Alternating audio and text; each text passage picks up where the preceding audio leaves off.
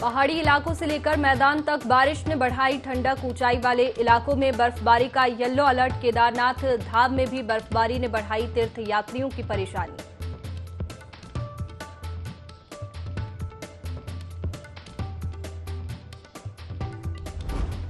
Badrinath highway पर यात्रियों की बढ़ी मुश्किलें। पहाड़ी से मलबा गिरने पर हाईवे हो रहे बंद। जगह जगह घंटों लग रहा जाम।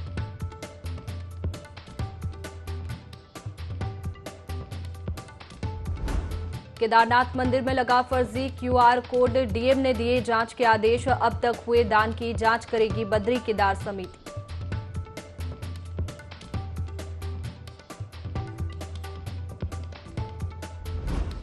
टिहरी में घायल बुजुर्ग महिला ने इलाज के दौरान तोड़ा दम। गुलदार के हमले से हुई थी घायल। ग्रामीणों ने वन विभाग से जल्द गुलदार पकड़ने की रखी मांग।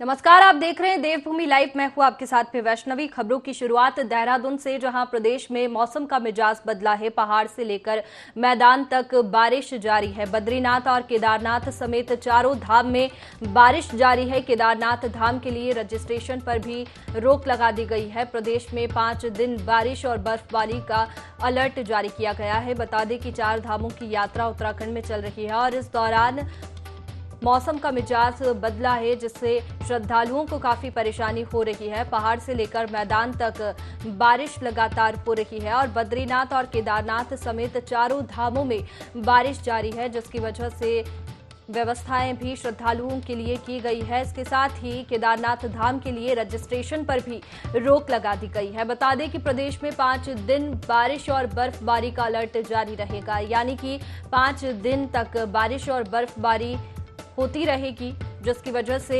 रजिस्ट्रेशन पर रोक लगा दी गई है। 4 धाम की यात्रा उत्तराखंड में चल रही है और ऐसे में बारिश की वजह से श्रद्धालुओं की चिंता बढ़ गई है।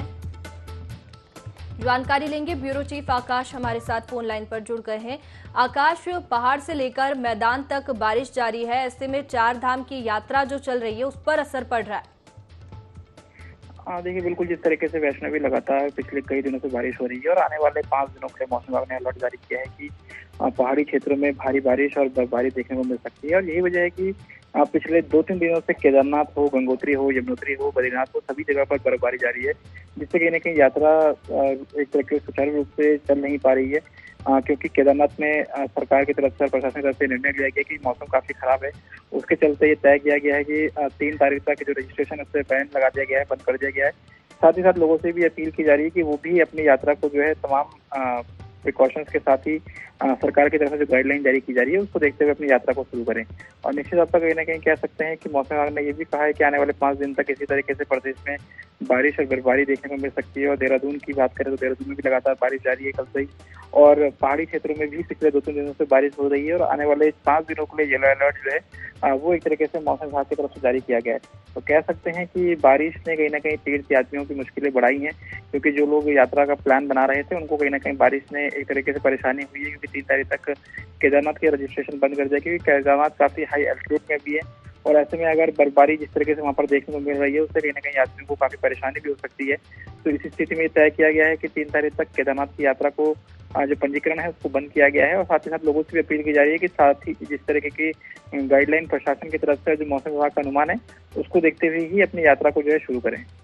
बिल्कुल आकाश, 5 दिन बारिश और बर्फबारी का अलर्ट भी जारी किया गया है, लेकिन रजिस्ट्रेशन पर रोक लगा दी है। ऐसे में जो श्रद्धालु मंदिर 4 धाम यात्रा पर पहुंचे हैं उनके लिए प्रशासन ने क्या व्यवस्थाएं की है? देखिए, बिल्कुल जिस तरीके से यात्रा की बात करें तो 3 तारीख तक का में जो रजिस्ट्रेशन है केदारनाथ के लिए उसको बैन कर दिया गया है, यानी कि बंद करा गया है, जिससे कि कहीं ना कहीं श्रद्धालुओं से भी अपील की जा रही है कि वो तीनों धामों में, क्योंकि यात्रा करना काफी आसान है, ऐसे में काफी हाई एल्टीट्यूड में भी है और हेलीकॉप्टर सेवा पूरी तरीके से बंद है क्योंकि लगातार बर्फबारी और बारिश वहाँ पर हो रही है। दूसरी तरफ अगर पैदल श्रद्धालु जाते हैं तो हाई एल्टीट्यूड में काफी परेशानी भी होती है क्योंकि लगातार बर्फबारी की वजह से जो रास्ते हैं वो भी काफी बाधित होते हैं और कई फीट जो बर्फ है वो एक तरह से जमती है। तो ऐसी स्थिति में प्रशासन की तरफ से व्यवस्था की गई है कि लोगों को आधे पड़ाव पर, चाहे सोनप्रयाग हो, श्रीनगर हो, ऋषिकेश हो, वहीं पर ही रोका गया है। और साथ ही साथ जो लोग केदारनाथ धाम पहुंचे हैं उनके लिए जो व्यवस्था है वो की गई है क्योंकि जो वहाँ पर रहने की व्यवस्था है कैरिंग कैपेसिटी की, उसी के आधार पर लोगों को वहाँ पर ठहराया जा रहा है। और साथ ही साथ ये भी कहा जा रहा है कि जिस तरीके से 3 तारीख तक की यात्रा बंद है तो श्रद्धालु पहले तीनों धामों के दर्शन कर लें, उसके बाद कहीं ना कहीं केदारनाथ का रुख करें क्योंकि केदारनाथ में स्थिति काफी विकट है क्योंकि हाई एल्टीट्यूड के होने के कारण सांस की प्रॉब्लम भी वहाँ पर होती है और साथ ही साथ अगर बर्फबारी और बारिश वहाँ पर लगातार रहती है तो उससे कहीं ना कहीं यात्रियों को काफी परेशानी आ सकती है और क्योंकि जो टेम्परेचर भी है वो भी माइनस में यहाँ पे पहुंच जाता है। तो कह सकते हैं कि इसके चलते कहीं ना कहीं केदारनाथ को लेकर के सरकार की तरफ से और प्रशासन की तरफ से ये रुख किया गया है कि 3 तारीख तक की जो पंजीकरण है उसको एक तरह से रोक लगाई गई है। निश्चित तौर पर आकाश, जो मौसम बदला है, बेमौसम बारिश जो हो रही है उसका असर कहीं ना कहीं यात्रा पर पड़ रहा है और श्रद्धालु भी चिंतित है अपने रजिस्ट्रेशन को लेकर। बहुत शुक्रिया आपका जानकारी के लिए।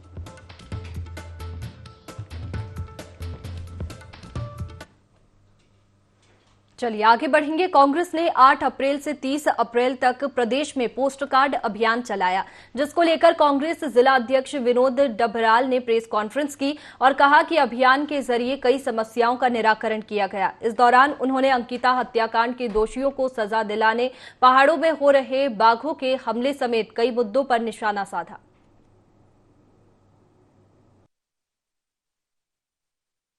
हमारा जो ये पोस्ट कार्ड अभियान प्रदेश नेतृत्व के आह्वान पे पूरे प्रदेश में ये पोस्ट कार्ड अभियान चल रहा था, जिसमें हम क्षेत्रीय समस्याएं और प्रदेश की समस्याओं को हमने माननीय मुख्यमंत्री जी, माननीय प्रधानमंत्री जी को पोस्ट कार्ड के माध्यम से कार्यकर्ताओं ने भेजा। उसी उपलक्ष्य में आज एक पूरे प्रदेश के जिलों में जिलाध्यक्षों की जिम्मेदारी दी गई थी कि एक प्रेस होनी है और जो भी समस्याएं हमने इस 22 दिनों में उठाई है उन पर प्रेस के सामने विस्तार से चर्चा हुई। जो लोकल भी कोटद्वार की समस्याएं थी, इन पे हमने पहाड़ों में ये जो बाघ अभी रिखणी खाल की जो समस्या इतनी बड़ी खड़ी हो रखी, तो उस पर भी हमने कि एक तो उस बाघ को आदमखोर वहाँ पे घोषित किया जाए और अन्य जगहों पे भी जो ये समस्या है इसका तुरंत समाधान निकालने का प्रयास।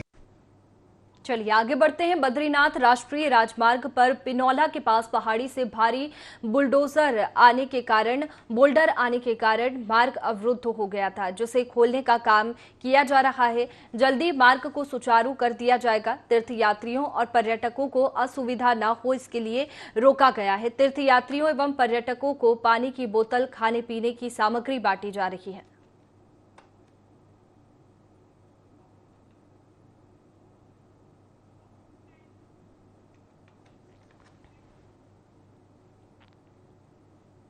जोशीमठ में राष्ट्रीय राजमार्ग फिर से सुचारू हो गया है। बता दें कि पिनोला टैया पुल के पास के हाईवे पर बोल्डर गिर गए, जिससे आवागमन पूरी तरह से बाधित हो गया था। बोल्डर को घंटों की मशक्कत के बाद मशीनों से हटाया गया।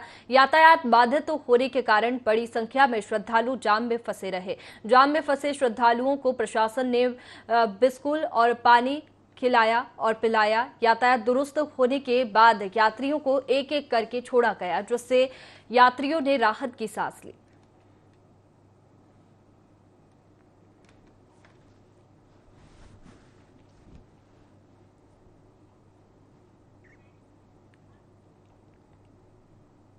जनपद उधम सिंह नगर के जसपुर नगरपालिका के सफाई नायक ने कुछ सभासदों और नगरपालिका कर्मचारियों पर शोषण का आरोप लगाया है।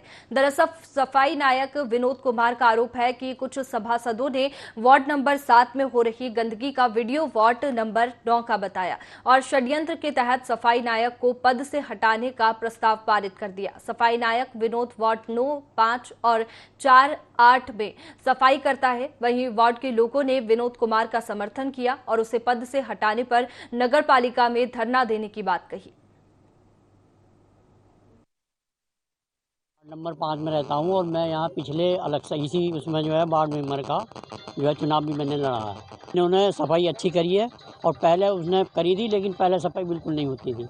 इनके सामने से जब से ये आए हैं, जब से इन्होंने सफाई बहुत अच्छी ढंग से करी है। मैं यही कहना चाहता हूं साहब, इनको जो है इनका मैं समर्थन करता हूं और इन्होंने सफाई की, आगे भी जो है ये सफाई अच्छी करते रहेंगे तो इन्हें जो है यहाँ से ना हटाया जाए। तो जनपद उधम सिंह नगर के जसपुर नगरपालिका के सफाई नायक ने कुछ सभासदों और नगरपालिका कर्मचारियों पर शोषण का आरोप लगाया है। दरअसल सफाई नायक विनोद कुमार का आरोप है कि कुछ सभासदों ने वार्ड नंबर 7 में हो रही गंदगी का वीडियो वार्ड नंबर 9 का बताया और षड्यंत्र के तहत सफाई नायक को पद से हटाने का प्रस्ताव पारित कर दिया। सफाई नायक विनोद वार्ड 9, 5, 4 और 8 में सफाई करता है। वहीं वार्ड के लोगों ने विनोद कुमार का समर्थन किया और उसे पद से हटाने पर नगरपालिका में धरना देने की बात कही।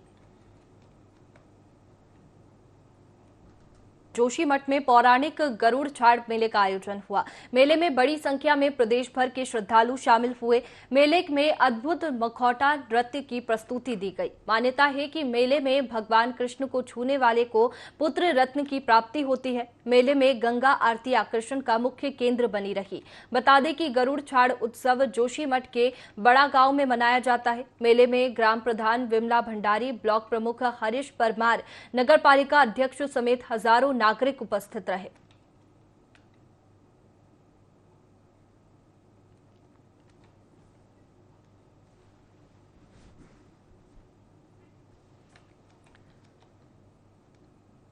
तो गरुड़ छाड़ मेला संपन्न हुआ है। जोशीमठ में पौराणिक गरुड़ छाड़ मेले का आयोजन हुआ। मेले में बड़ी संख्या में प्रदेश भर के श्रद्धालु शामिल हुए। मेले में अद्भुत मुखौटा नृत्य की प्रस्तुति दी गई और मान्यता है कि मेले में भगवान कृष्ण को छूने वाले को पुत्र रत्न की प्राप्ति होती है। मेले में गंगा आरती आकर्षण का मुख्य केंद्र बनी रही। बता दें कि गरुड़ छाड़ उत्सव मनाया जाता है, जो कि अब संपन्न हो चुका है, जिसमें मुखौटा नृत्य ने उत्साह बढ़ाया।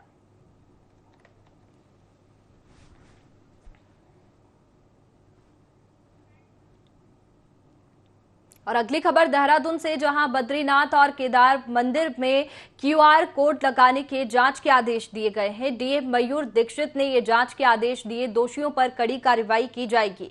बद्रीनाथ केदारनाथ मंदिर समिति के अध्यक्ष अजेंद्र अजय का बयान आया है। BKTC ने कोई QR कोड नहीं लगाया।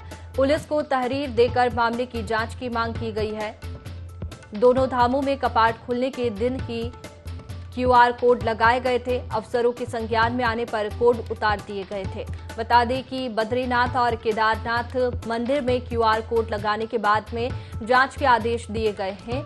यात्रा बद्रीनाथ और केदारनाथ मंदिर की चल रही है, जिसमें कई श्रद्धालु पहुंच रहे हैं और ऐसे में QR कोड का मामला सामने आया है, जिसमें QR कोड लगाने के जांच के आदेश दिए गए हैं। डीएम मयूर दीक्षित ने ये जांच के आदेश दिए हैं और दोषियों पर कड़ी कार्रवाई की जाएगी, ऐसा डीएम ने कहा है। बद्रीनाथ केदारनाथ मंदिर समिति ने ये QR कोड हटा दिए हैं।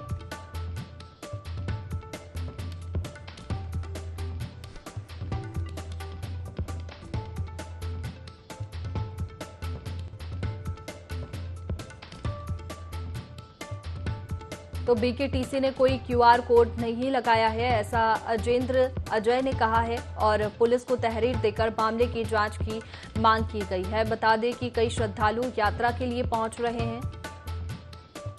जानकारी लेंगे, विनय सूद हमारे साथ फोन लाइन पर जुड़ गए हैं। विनय सूद, क्या ये फर्जी QR कोड है? क्या है पूरा मामला? जी बिल्कुल, देखिए जिस तरह से चारधाम यात्रा जो है वो शुरू हो चुकी है, उसके बाद से जो यहाँ पर अगर देखा जाए तो केदारनाथ और बद्रीनाथ में जो है कुछ यहाँ पर QR कोड लगाए गए हैं, जिसकी जांच जो है शुरू हो चुकी है। और मंदिर समिति की अगर बात करें तो मंदिर समिति के जो अध्यक्ष हैं उन्होंने इसको लेकर के जो है यहाँ पर संबंधित थाने में एक तहरीर भी दी है। किसी ने भी यहाँ पर QR कोड लगाए हैं उन पर जो है कार्रवाई की जाए। जी, पुलिस को QR कोड हटाने को तो कहा गया है और मामले की जांच के भी आदेश दिए हैं, लेकिन क्या ये मामला अभी सामने नहीं आया है जांच में कि किसने ये QR कोड लगाए हैं? जी बिल्कुल, देखिए आपको बताना चाहूँगा कि यहाँ पर जिस तरीके से QR कोड लगाए गए हैं उसको लेकर के यहाँ पर जो समिति के जो अध्यक्ष है उनका बयान आया है। उनका साफ कहना है कि कोई भी दान आदि देने के लिए जो है किसी तरीके का जो है कोई QR कोड यहाँ पर समिति द्वारा लगाया गया है। जो अन्य जो भी इसमें अज्ञात व्यक्ति है या किसी के माध्यम से लगाया गया है, इसको देखते हुए जो है यहाँ पर जांच करने के लिए जो है निर्देश दे दिए गए हैं। साथ ही साथ जो तहरीर है संबंधित थाने में भी इसको लेकर के दे दी गई है। अब जो देखने वाली बात होगी वो ये होगी कि किस तरीके से जो है इसको लेकर कार्यवाही की जाती है। हालांकि जो इस पर QR कोड लगाए गए थे वो मंदिर समिति द्वारा जो है अब उतार दिए गए हैं। जी बिल्कुल, ये तो जांच के बाद ही स्पष्ट होगा कि ये QR कोड किसने लगाए हैं। बहुत शुक्रिया आपका जानकारी के लिए।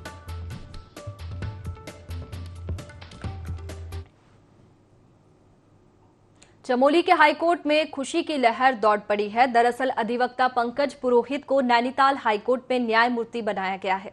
इस दौरान बार एसोसिएशन गोपेश्वर की बैठक में खुशी का इजहार करते हुए कहा गया कि ये हमारे लिए गौरव की बात है कि हमारे शहर से हाईकोर्ट में 3 अधिवक्ताओं को न्यायमूर्ति बनाने का अवसर मिला है, जबकि 2 अधिवक्ता रविंद्र मैठाणी और पंकज पुरोहित चमोली जिला एसोसिएशन गोपेश्वर के पूर्व सदस्य भी रह चुके हैं।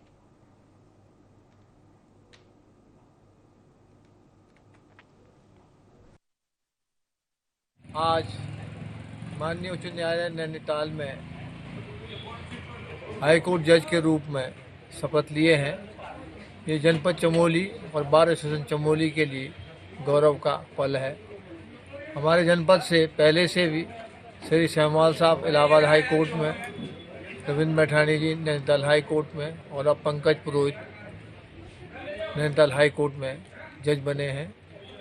पूरी जनपद चमोली की जनता और बार एसोसिएशन चमोली अपने आप को गौरवान्वित महसूस कर रही है। पंकज पुरोहित जी हमारे सहपाठी रहे हैं और आज वो हाई कोर्ट में जज बने हैं। ये हमारे लिए बहुत खुशी की बात है और हमें आशा है कि वो जनता को अच्छा न्याय प्रदान करेंगे। पंकज पुरोहित माननीय उच्च न्यायालय में न्यायाधीश नियुक्त हुए हैं। हमारी बार एसोसिएशन को अत्यंत खुशी है कि हमारे बीच के ये वकील जो यहाँ पर प्रैक्टिस करते थे और आज माननीय उच्च न्यायालय में न्यायाधीश बने हैं, हम लोगों को बहुत खुशी हुई। इससे पहले भी इस बार एसोसिएशन से श्री रविंद्र मैठाणी भी माननीय उच्च न्यायालय में अभी भी न्यायाधीश हैं। हम लोगों को अत्यंत खुशी है कि इस बार एसोसिएशन से ऐसे वो अधिवक्ता जो अत्यंत विद्वान हैं और माननीय उच्च न्यायालय में न्यायाधीश बने हैं और हमको ये भी है कि हमको ये प्रेरणा मिलती है कि जो हमारे लोग हैं वो इस तरह मेहनत करके आगे बढ़े। आगामी 1 मई से काशीपुर में सभी गल्ला व्यापारी हड़ताल करने वाले हैं, जिसको लेकर सभी व्यापारी उप जिला अधिकारी कार्यालय पहुंचे और अधिकारी को ज्ञापन सौंपा। इस दौरान व्यापारियों ने खाद्यान्न वितरण काम में बहिष्कार की जानकारी दी। वहीं मीडिया से बात करते हुए फेडरेशन के अध्यक्ष विनोद कुमार ने कहा कि ज्ञापन के माध्यम से उप जिला अधिकारी को अवगत कराया गया है कि कोरोना काल में वितरित किए गए 7 माह के राशन का लाभांश अभी तक नहीं मिला है। साथ ही राशन पे कमीशन की अभी तक कोई रूपरेखा सरकार ने तैयार नहीं की है, जिस पर उप जिला अधिकारी अभय प्रताप सिंह ने कहा कि पूरे मामले में चर्चा कर समस्या का समाधान निकाला जाएगा। कोरोना काल का 7 माह का लाभांश और जनवरी से जो फ्री राशन बट रहा है उसका कमीशन, जिसकी कोई रूपरेखा सरकार द्वारा नहीं बनाई गई। आज जो है राशन विक्रेता जो भुखमरी का कगार पर आ चुका है। इसलिए पूरे प्रदेश में 1 मई से खाद्यान्न का वितरण नहीं किया जाएगा। टेबल टॉक की बात करी उन्होंने कि जो भी मुद्दे होते हैं वो वार्ता के जरिए ही सही होते हैं। इससे पहले भी हमारे प्रदेश संगठन की वार्ता जो थी श्री रेखा आर्य खाद्य मंत्री द्वारा हुई थी और जल्दी ही इस समस्या का भी समाधान निकलने की उम्मीद है। चलिए आगे बढ़ेंगे। लक्सर के उप जिला मजिस्ट्रेट कार्यालय में नारी सशक्तिकरण और बाल विकास विभाग की ओर से एक संयुक्त बैठक का आयोजन किया गया, जिसमें सरकार की ओर से आयोजित गौरा देवी कन्या धन जैसी कई योजनाओं के प्रचार प्रसार की रूपरेखा पर चर्चा की गई। इसके अलावा बालिकाओं और महिलाओं को यौन शोषण जैसी सामाजिक बुराइयों से बचाव के लिए कई सुझाव दिए गए। इस दौरान खंड शिक्षा प्रभारी ने बाल वाटिकाओं और आंगनबाड़ी केंद्रों के स्वच्छ प्रबंधन और उससे जुड़ी अहम जानकारी के प्रचार और विस्तार का प्रस्ताव रखा।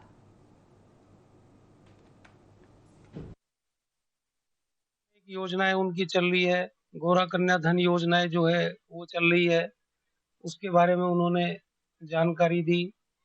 और इसके अलावा महिलाओं का या विशेषकर हमारी बच्चियों का यौन शोषण से संबंधित जानकारी उन्होंने दी कि भाई किस प्रकार से हम अपनी बालिकाओं को ये जो समाज की बुराई है इससे बचा सकते हैं। तो हमने भी उन्हें कहा कि भाई शिक्षा विभाग से आप जो भी सहयोग लेंगे हम उसके लिए बिल्कुल तैयार हैं। मैंने कहा है कि भाई अभी तक जो आंगनबाड़ी हैं, जो हमारी बाल वाटिका केंद्र चल रहे हैं, वो बाल वाटिका किस तरह संचालित हो, या इस तरह से जो भी सहयोग वो विभाग हमसे लेगा बालिका सशक्तिकरण के लिए, बेटी बचाओ बेटी पढ़ाओ कार्यक्रम के लिए, तो शिक्षा विभाग हमेशा उनके साथ है। हरिद्वार में जिला अधिकारी विनय शंकर पांडे की अध्यक्षता में बैठक का आयोजन किया गया, जिसमें जिला गंगा संरक्षण से संबंधित कई विषयों पर चर्चा हुई। सबसे पहले कस्सावान नाले में आपत्तिजनक सामग्री डाले जाने के संबंध में चर्चा हुई। इस पर जिला अधिकारी ने नगर निगम, खाद्य सुरक्षा अधिकारी आदि से नाले की स्थिति के संबंध में जानकारी ली और नगर मजिस्ट्रेट को जरूरी दिशा निर्देश दिए। वहीं नमामि गंगे परियोजना में institutional and industrial state plantation मध्य में 5 लाख पौधे लगाए जाने के संबंध में जिलाधिकारी ने अधिकारियों से जानकारी ली।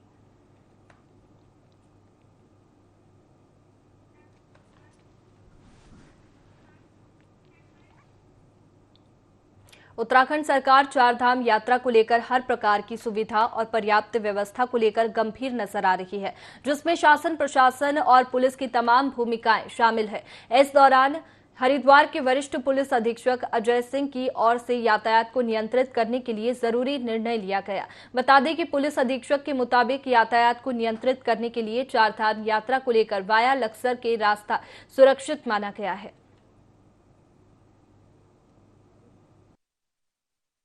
यात्रा स्टार्ट हो चुकी है। साथ ही साथ वीकेंड में बहुत सारे तीर्थयात्री यहाँ पर आते हैं, जो हरिद्वार के साथ साथ अन्य उत्तराखंड में अन्य जगहों पर जाते हैं, चारधाम के अलावा भी। इसको देखते हुए वीकेंड को खासकर ध्यान में रखते हुए जो हमारा जो छपार का उत्तर प्रदेश मुजफ्फरनगर का जो टोल है, वहां की हम सूचना लगातार निरंतर लेते हैं, कितने वाहन यहाँ पर हरिद्वार की तरफ आ रहे हैं। साथ ही साथ जो हमारा दूसरा टोल है बादराबाद में, वहां से फिगर लेते हैं। और जब हमें लगता है कि काफी सारे वाहन की संख्या ज्यादा हो गई, जो हमारा लक्सर वाला जो अलग देहात का रूट है उससे हम डाइवर्ट करते हैं, जिससे कि आने वाले तीर्थयात्रियों को भी ज्यादा दिक्कत ना हो, हाईवे पे जाम पे ना फंसे, टोल पे जाम पे ज्यादा ना फंसे और वो सकुशल यहाँ से जल्दी से निकल जाए। इसको देखते हुए व्यवस्था बनाई गई है। साथ ही साथ एग्जिट प्लान के लिए भी हमने जो है नहर पटरी जो हाईवे को छोड़कर है उसका भी 15 किलोमीटर हम प्रयोग करते हैं, जिससे कि टोल के आसपास एग्जिट के समय में लोगों को दिक्कतें ना होती। व्यवस्था खासकर वीकेंड पर चलाई जाती है। लगातार मॉनिटरिंग रखी जाती है टोल पर आने वाले वाहनों की, कितने वाहन आए कितने गए, इसको देखते हुए समस्त कार्रवाई ट्रैफिक डायवर्जन की जाए। लोहाघाट के निजी स्कूल अपनी मनमानी पर उतर आए हैं, जिसके चलते निजी स्कूल एनसीईआरटी की पुस्तकों के अलावा प्राइवेट प्रकाशनों की पुस्तकें खरीदवाने को मजबूर करते हैं, जिसकी वजह से अभिभावकों में काफी आक्रोश बना हुआ है, जिसके लिए अभिभावकों ने खंड शिक्षा अधिकारी से कार्रवाई करने की मांग को लेकर ज्ञापन दिया है। अभिभावकों का कहना है कि शिक्षा विभाग विद्यालयों के खिलाफ कोई कार्रवाई नहीं कर रहा। वहीं खंड शिक्षा अधिकारी ने कहा कि मामले को संज्ञान में ले लिया गया है और जल्द ही छापेमारी कर ऐसे विद्यालयों की मान्यता रद्द करने जैसी कार्रवाई की जाएगी।